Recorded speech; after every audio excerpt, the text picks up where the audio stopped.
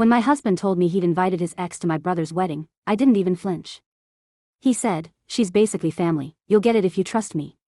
I smiled and said, "Of course, I do." But that night, while he snored beside me, I stared at the ceiling and decided something. If he wanted to play trust games, I'd show him how dangerous they could be. The kind of trust you test only once. It started like any ordinary evening. The kitchen smelled faintly of burnt garlic because I'd been too distracted scrolling through the guest list my mother sent for the wedding. My brother's wedding, a week away, was supposed to be a happy distraction from the growing tension in my marriage. But lately, every small conversation with my husband felt like walking barefoot on broken glass. Smiling hurt, pretending was exhausting, and I was tired of pretending I didn't notice how distant he'd become. He'd been glued to his phone more often, claiming work emergencies or old friends checking in. I didn't want to be that wife, the paranoid one who checks phones, who questions every text. So I swallowed the discomfort and tried to focus on family. Until that night. He came home with a strange lightness in his tone. He leaned against the doorway of the kitchen, grinning like he'd solved a puzzle. "Hey, I've got news about the wedding," he said. I turned, spatula in hand, and smiled. "Oh? What now? My mom changed the seating again?" He laughed. "No, nothing like that. I just thought it would be nice to invite someone. You know, someone who used to be important to me." I froze, just for a second. "Used to be?" "Yeah," he said casually, as if we were talking about inviting an old classmate. "My ex. She's basically family now, she's close to everyone. It'd be weird not to invite her." The way he said family made my stomach twist. I tried to keep my tone calm. "You want to bring your ex to my brother's wedding?" He shrugged. "You trust me, right?" There it was. That phrase he used like a weapon. "You trust me, right?" The guilt trap. The unspoken dare. So I smiled. "Of course, I do." He seemed relieved, kissed my forehead, and walked away humming. I stood there, still holding the spatula, feeling my pulse drum against my wrist. That night, when he finally drifted to sleep, I stared at his phone lighting up on the nightstand. I didn't touch it, not yet. Instead, I lay there thinking about how trust isn't something you hand over blindly. Trust, I realized, was something that could be tested from both sides. The next morning, I called my brother's fiancée to confirm some details, pretending everything was normal. We talked about flowers, music, and the seating chart. Then she mentioned, "Oh, by the way, someone reached out asking about the dress code. I think it was your husband's ex. I didn't realize you guys were so close." I smiled through the phone. "Yeah, we go way back." When the call ended, I sat in silence for a long time. She'd already contacted the wedding planner. Already confirmed. It wasn't just a casual idea, he had planned this. That afternoon, I met a friend for coffee, a quiet friend who knew me better than I liked to admit. When I told her, she raised an eyebrow and said, "You're calm. Too calm. What's going on in that head of yours?" I sipped my coffee and smiled. "Nothing yet. But I'm thinking of bringing a +1 too." Her eyes widened. "You're serious?" "Completely." 2 days later, I found her husband's contact on social media. I'd met him once at a mutual event, polite, soft-spoken, the kind of man who looks like he carries invisible weight. He had liked a few of my old photos, small harmless gestures that meant nothing at the time. But now, they meant opportunity. I typed the message 3 times before sending it. "Hey, strange question. Are you attending my brother's wedding? Your wife is invited. Thought I'd check." He replied within minutes. "No, she didn't mention anything." "Should I be?" I smiled. "Maybe you should. Want to be my +1? There was a pause, 5 minutes that felt like an hour. Then came his reply. "This sounds interesting. Tell me more." And just like that, the plan began to unfold. The week leading up to the wedding was a blur of subtle changes. My husband became unusually affectionate, probably to reassure himself he was doing that immature thing by bringing his ex around. He would bring me coffee in bed, text during work, compliment my dresses. It almost felt like the early days again. Almost. But every smile of his felt like a mask, and I had learned to see through it. Meanwhile, her husband and I began talking, not in a flirty way, at least not at first. It started with shared disbelief. He said, "She still talks about him sometimes. It drives me insane." And I said, "He says she's family now." It drives me insane too. We became allies in betrayal, two quiet souls orbiting the same heartbreak. The wedding week arrived, and with it came the flood of relatives, chaos, and small talk. My husband was radiant, laughing with my brother, helping with decorations, pretending to be the perfect in-law. I waited for the moment he'd mention her arrival. It came at dinner. He leaned over, whispering like a secret, she confirmed. She'll be at the rehearsal dinner tomorrow. You're okay with that, right? I met his gaze, smiled gently, and said, of course. I even have someone coming too. My +1. The look on his face, that brief flicker of confusion, was worth every sleepless night. Oh, he asked. Who? You'll see, I said, and changed the topic. The next evening, I stood in front of the mirror wearing a deep green dress I knew he loved, the one he once said made me look like I knew secrets. I smiled at the irony. Downstairs, the dinner was already buzzing. I walked in on his arm, but my real plan was waiting outside, my +1, her husband. When he entered, heads turned. My husband's laughter froze mid-sentence when he saw who it was. She, standing across the room, looked like she'd seen a ghost. I didn't make a scene. I didn't need to. I simply introduced him with a calm smile. This is my date. The silence that followed was exquisite, sharp, electric. Her husband shook my husband's hand. The tension was almost visible, like static in the air. My husband's eyes darted between us, trying to decode what was happening. Small world, I said softly, taking a sip of wine.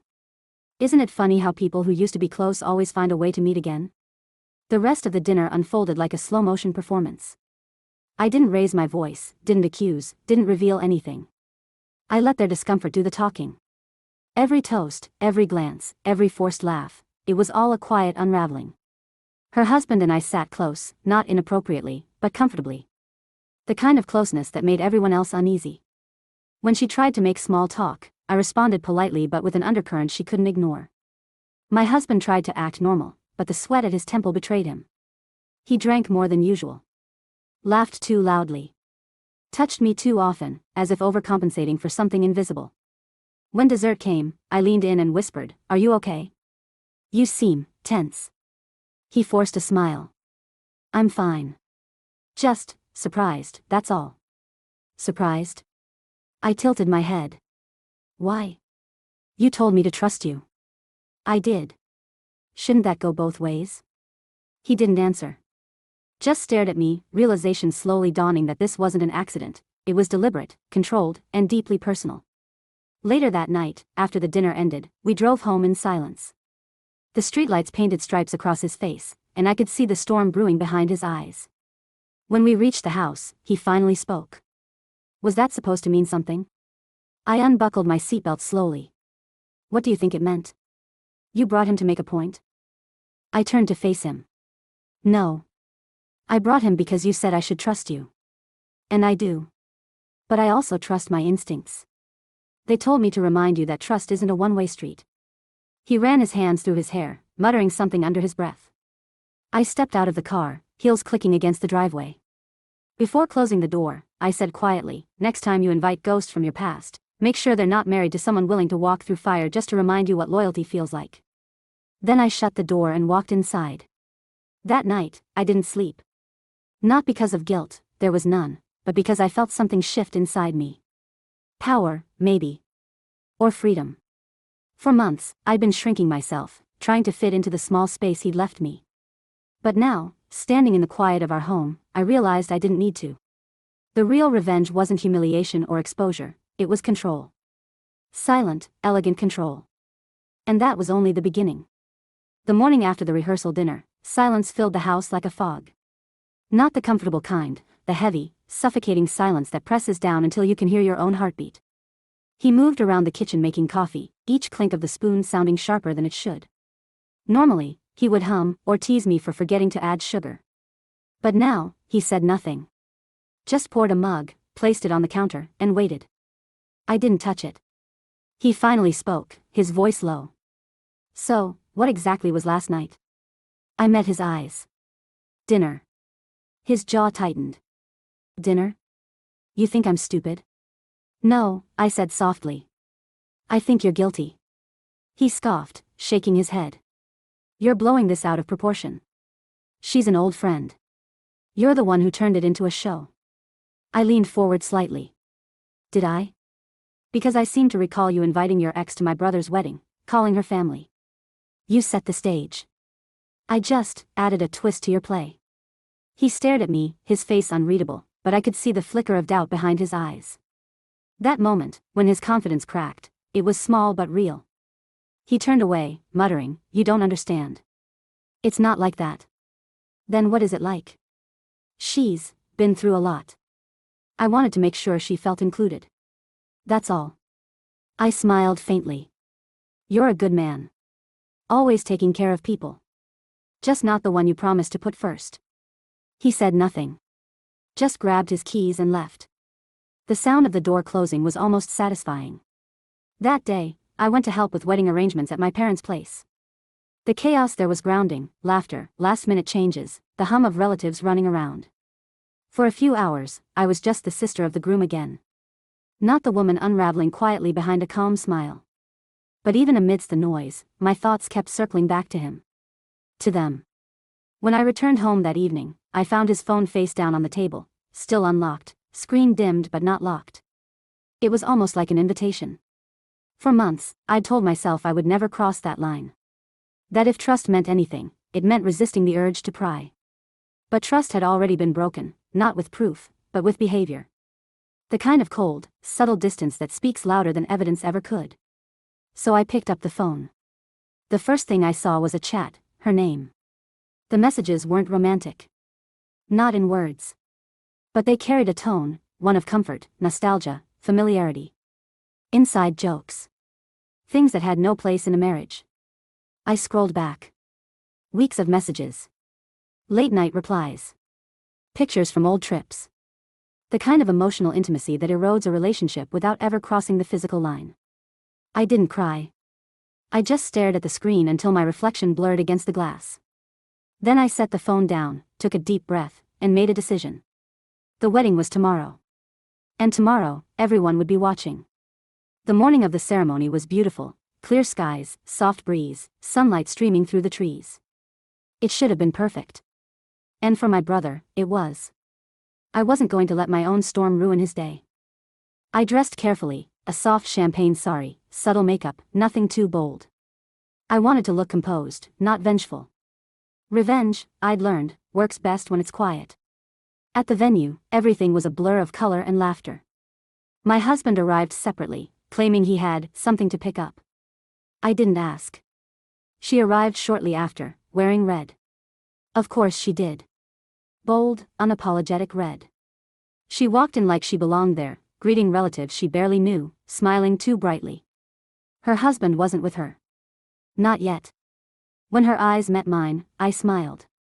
Not coldly, but warmly enough to confuse her. "Hey," she said cautiously, approaching me. "Last night was unexpected." "It was," I agreed, sipping my drink. "But life's full of surprises, isn't it?" She looked uncomfortable. "Listen, I didn't mean to make things awkward. Your husband just thought." I cut her off gently. "You don't have to explain. I understand perfectly." Then I walked away before she could respond. During the ceremony, my brother looked radiant, his bride glowing beside him. I watched from the front row, smiling genuinely for the first time in days. The vows, the laughter, the promises, they hit differently when you've learned how fragile promises can be. I glanced sideways at my husband. He looked distracted. His eyes occasionally drifted toward the crowd. Toward her. That was when I saw him, her husband, entering quietly through the back, dressed elegantly, calm as ever. He spotted me first, nodded once. I nodded back. Our silent alliance had returned. At the reception, everything sparkled, music, lights, champagne flowing like liquid laughter. My husband tried to act normal, but the unease lingered between us like static. When her husband joined our table, the air grew thick. My husband's eyes narrowed slightly, hers darted nervously between us. I leaned over and said to her, "Oh, you didn't mention he'd be coming. What a nice surprise." Her smile faltered. "He decided last minute." "Good," I said softly. "It's always better when both halves show up. Makes things whole." She understood. I could see it in the way her hand trembled slightly as she picked up her glass. The rest of the night was a performance. A carefully choreographed dance of civility wrapped around tension so tight it could snap at any second. Her husband was calm, polite, and impossibly poised. He spoke with my family, complimented the bride, even thanked my brother for inviting him. My husband, on the other hand, was unraveling slowly, laughing too loud, glaring when he thought no one was looking. At one point, he leaned close to me and whispered, "What are you trying to prove?" I smiled without turning my head. "I'm not proving anything. I'm just living by your rules, trusting people. Being open. Isn't that what you wanted?" He gritted his teeth. "You're enjoying this." I met his gaze. "Not yet." The DJ announced the couple's first dance. Everyone gathered around the dance floor, soft music filling the air. My husband turned toward me and extended his hand, an olive branch, maybe. "Dance with me?" For a moment, I hesitated. Then I took his hand. We moved slowly, the world spinning gently around us. To anyone watching, we looked perfect. But his grip was tight, his breath uneven. "You're playing a dangerous game," he murmured. I smiled faintly. "So are you." He pulled me closer. "What do you want from me?" I looked up at him. "Honesty. That's all I ever wanted." He looked away. "I haven't done anything wrong." "Then why do you sound like you're confessing?" He didn't answer. After the dance, people clapped, the mood light again. But beneath the noise, I could feel the shift. She avoided his gaze now, her husband kept close to her side, and I felt something I hadn't in months. Power. Later, when the crowd thinned and the night softened, her husband approached me near the garden. "That was something," he said quietly. "It was necessary," I replied. He nodded. "She knows now. She won't admit it, but she's scared." "Good," I said. "Fear makes people honest." He looked at me for a long time. "And you? Are you done?" I thought about it. About the texts, the lies, the half-truths. About the way my husband had made me feel invisible in my own marriage. "No," I said finally. "Not yet." He nodded again, as if he understood. Then he smiled, not with affection, but with recognition. The kind of smile shared between two people who've both bled the same way. We parted quietly. When I returned inside, my husband was standing alone, staring into his drink. I walked up behind him, touched his shoulder lightly. He turned, eyes tired. "You win. Okay? You made your point." I looked at him for a long moment. "You think this was about winning?" He frowned. "Wasn't it?" "No," I said softly. "It was about seeing if you'd feel anything. If there was still something left worth saving." He didn't respond. I took a deep breath, then added, "I found your messages. I didn't read all of them. I didn't need to. I just wanted to know if I was crazy. Turns out, I'm not." He paled slightly. I continued, "You didn't cheat. Not technically. But you betrayed me in ways you can't delete from a chat window." He opened his mouth to speak, but I held up a hand. "Don't. I'm done with explanations.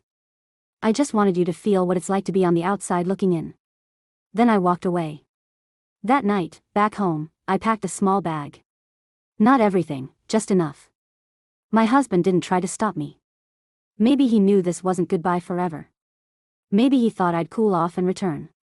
But I didn't leave in anger. I left in silence, the kind that says, "You broke something I can't fix for you."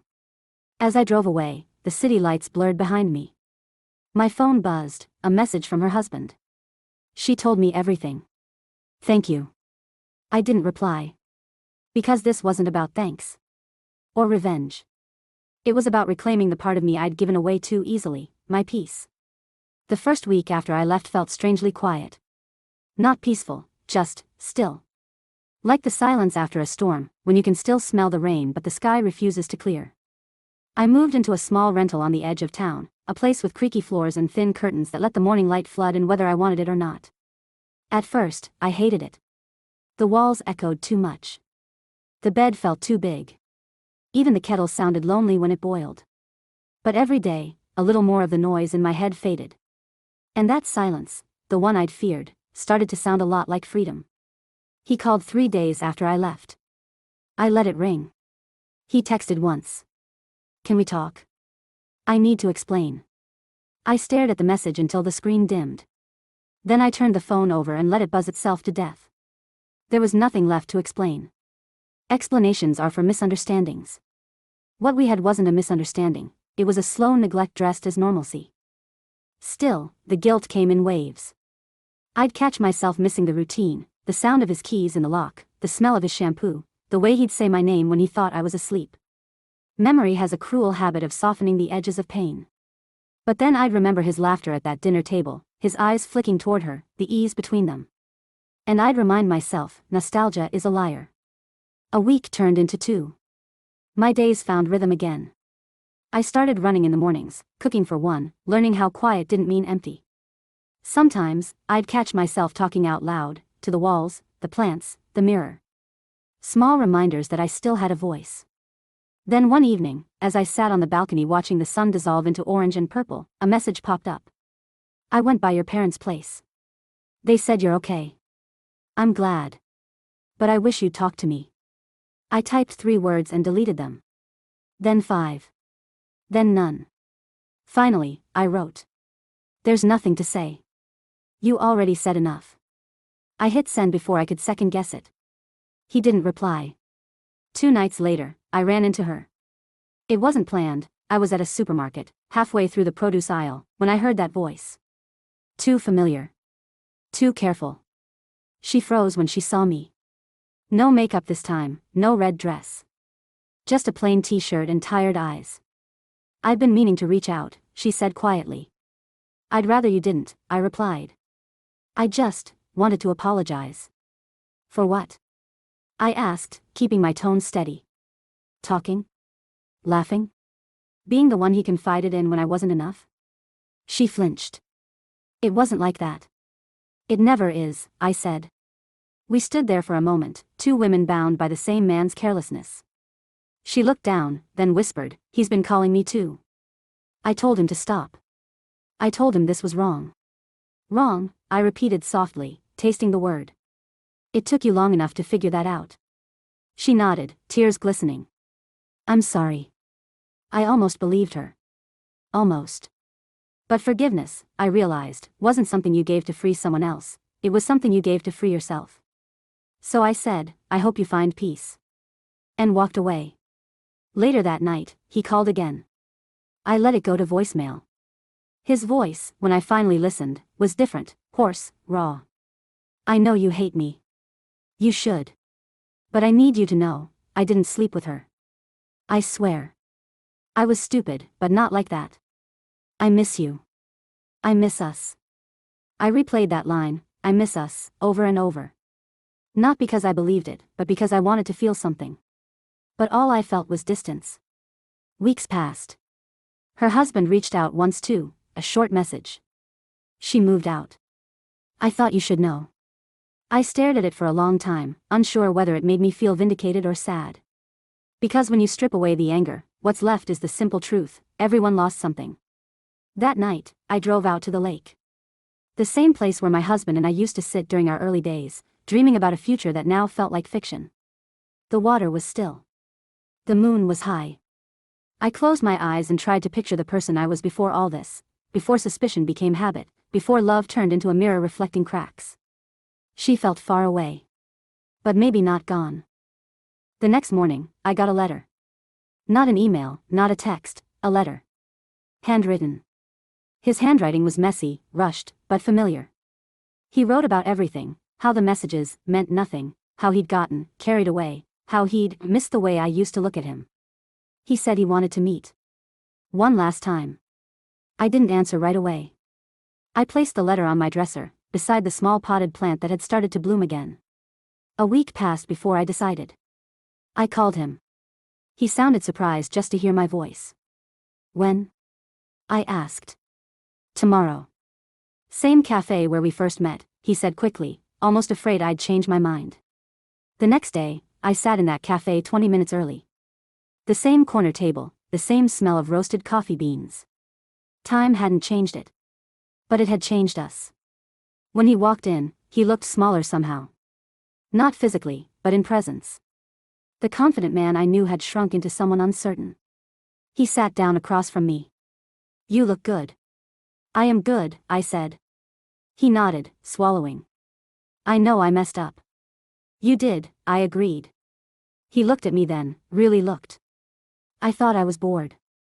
I thought the spark was gone. But it wasn't you, it was me. I stopped trying. For the first time, he sounded honest.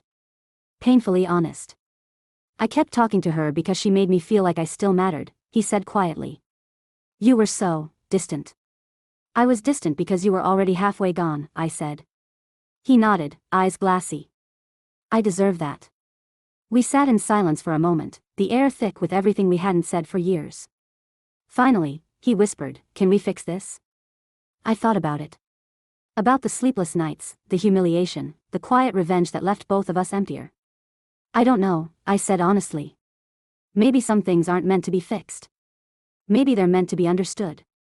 He reached for my hand. I didn't pull away. But I didn't hold on either. After that day, we spoke a few more times. Civil, careful. Like two people learning how to breathe again after almost drowning each other. I didn't move back in. Not yet. Maybe not ever. But I started visiting the old house again, to pick up mail, to water the plants we'd forgotten about. He was always there, trying, waiting, quiet. Sometimes he'd cook dinner, leave it out for me even if I didn't stay. Once, as I was leaving, he said softly, you changed. I turned to him. I had to. I'm not the woman who used to beg for your attention. I'm the woman who learned to live without it. He smiled sadly. And I'm the man who realized too late what that means. One evening, as I sat back in my small apartment, the sunset painted the walls gold. I poured myself tea, turned on some music, and for the first time in months, I felt something that resembled peace. Not revenge. Not justice. Just peace. Maybe that was the real ending. Not the moment he suffered or regretted, but the moment I stopped needing him to. But stories like ours never end cleanly. The next morning, I got another letter. Shorter this time. Only one line. If you ever decide to come home, I'll be waiting. I folded it neatly, placed it in a drawer, and whispered to no one. I already am home. It's strange how healing doesn't announce itself. There's no grand epiphany, no cinematic sunrise where everything suddenly makes sense. It's slower. Softer. Like the way a bruise fades, one shade at a time, until you almost forget where it used to hurt. Months passed since that last letter. Seasons changed. And so did I. I didn't realize it at first, not until one morning, I woke up and realized I hadn't thought about him in days. Not his voice, not his apologies, not the ghost of what we used to be. I made my coffee, sat on the balcony, and watched the world move without me needing to chase it. That's when I knew. I was no longer waiting for closure. I had already given it to myself. Still, there was one thing left undone. A conversation that hovered in the background of my thoughts, unfinished, unspoken. Her. The ex. The woman whose name had once made my stomach twist. I hadn't seen her since that day in the supermarket, but somehow, I knew it wouldn't stay that way forever. Life has a cruel sense of timing, it loves closing circles when you least expect it. And it did. One afternoon, I stopped by a small cafe on my way home. A quiet place with soft music and the smell of cinnamon in the air. I ordered tea, sat by the window, and then I saw her walk in. She hesitated when she saw me, then walked over slowly. Can I sit? I nodded. For a while, we just looked at each other, two people bound by the same mistake, mirrored on opposite sides. I heard you left him, she said quietly. I did, I replied. And you? She gave a small, bitter laugh. He left me. After everything, he said he needed space. I sipped my tea. That's what they all say when the mirror turns toward them. She nodded. I thought I was helping him heal. Turns out, I was just helping him escape. Her honesty surprised me. There was no defiance in her voice, no attempt to justify. Just exhaustion, the kind that comes when guilt finally settles in. Do you hate me? She asked suddenly. I thought about it. Really thought. The months of silence, the pain, the revenge. All of it. No, I said softly. I don't hate you. Hating you means I'd still be holding on to something that hurt me. I've let it go. Her eyes filled with tears. I wish I could do that. You will, I said. When you stop waiting for someone else to make you feel whole. She smiled sadly. You sound like you found peace. I found myself, I said. Peace came after. When she left, I sat there a little longer, tracing the rim of my cup. I didn't feel triumphant. I didn't feel broken. I just felt done. There's power in that, not needing the last word, not needing to win. Just being done. A few days later, my husband called again. This time, I answered. His voice was softer than I remembered. It's been a while. It has, I said. I heard you ran into her. I did. He hesitated. And nothing. We talked. That's all. He exhaled. I'm glad. There was silence for a while. Then he said, I've been in therapy. That surprised me. I realized I'd been trying to fix things outside myself for years. I thought if people loved me enough, it would make the emptiness go away. But it never does. I didn't speak. I just listened. For the first time, he wasn't trying to justify, he was trying to understand. I know I don't deserve another chance, he continued. But I wanted to say thank you. For forcing me to see myself. The old me would have cried then. The new me just smiled faintly. You're welcome. He paused. Are you happy? Yes, I said simply. He was quiet for a moment, then said, good. You deserve that. And that was the last time we spoke. In the weeks that followed, I started rebuilding. Not my marriage. My life. I took up painting again, something I'd given up years ago because he thought it was a waste of time. I joined a writing group. Traveled alone for the first time. Learned how to enjoy silence without filling it with someone else's noise. There were moments of loneliness, yes, nights when the bed still felt too big, mornings when the quiet stung. But there were also moments of joy. Moments when I'd laugh without realizing, or cook for no one but myself and still set the table like it mattered. That's when I understood, healing doesn't mean never feeling pain again.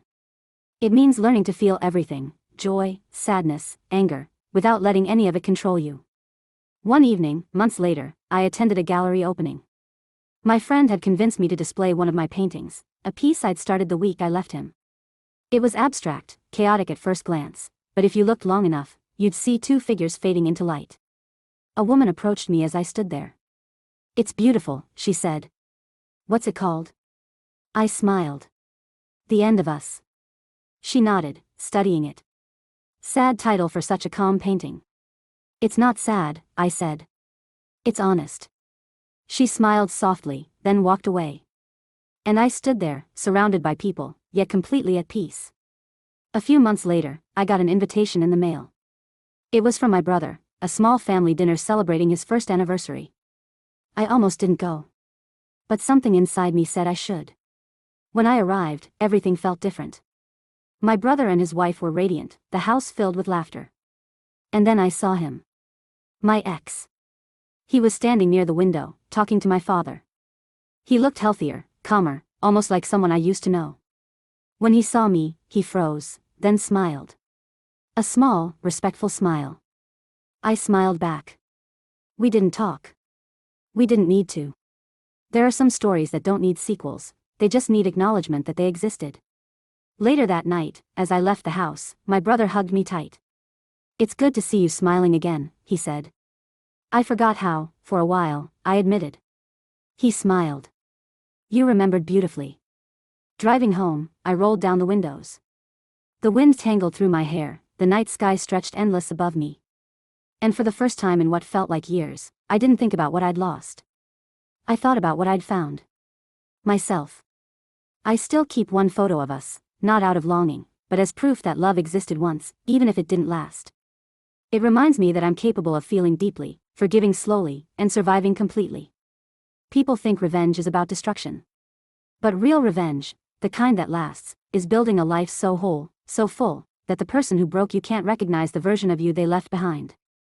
I did that. And maybe that's the only ending that ever really matters.